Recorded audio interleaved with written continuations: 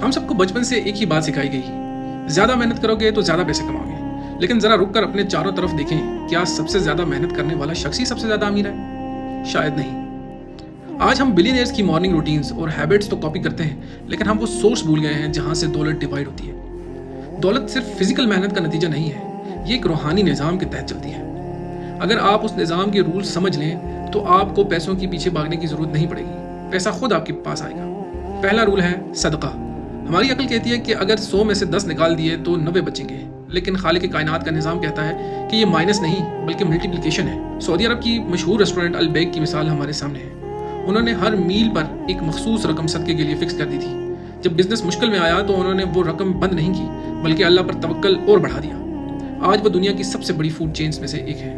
याद रखें, जब आप नीचे वालों के लिए रास्ते खोलते हैं तो अर्श वाला आपके लिए रास्ते खोल देता है। ये मैथमेटिकल नहीं, ये स्पिरिचुअल इन्वेस्टमेंट है। दूसरा असूल, अपने पाँव पर खड़े होना। जब हज़रत अब्दुर्रहमान बिन औफ रज़ी अल्लाह ताला अन्हु मदीना पहुंचे तो उन्हें बनी बनाई दौलत की ऑफर हुई, लेकिन उन्होंने क्या कहा?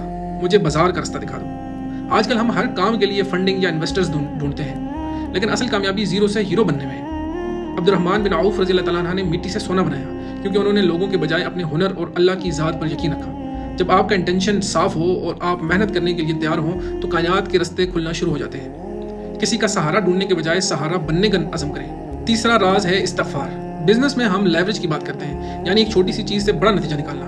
कुरान हमें बताता है कि इस्तिग़फ़ार वो लेवरेज है जो आप पर आसमान से बारिशें, माल और औलाद की बरकत नाज़िल फरमाता है। हम अपनी गलतियों के बोझ तले दबे रहते हैं और वो बोझ हमारी तरक्की रोक देता है। इसके साथ ही आता है शुक्र।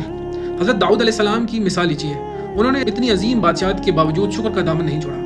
आज हम कंपैरिजन की दुनिया में जी रहे हैं। हम दूसरों के घर और गाड़ियाँ देखकर खुद को गरीब समझते हैं, लेकिन कानून ये है, जो है उस पर शुक्र करो तो और मिलेगा, जो नहीं है उसका रोना रहोगे तो जो है वो भी चला जाएगा। आखिरी बात, दुआ। हज़रत सुलेमान अलैहिस्सलाम ने अल्लाह से वो मांगा जो किसी ने नहीं मांगा। उन्होंने एक ऐसी बादशाहत मांगी जिसकी मिसाल ना हो।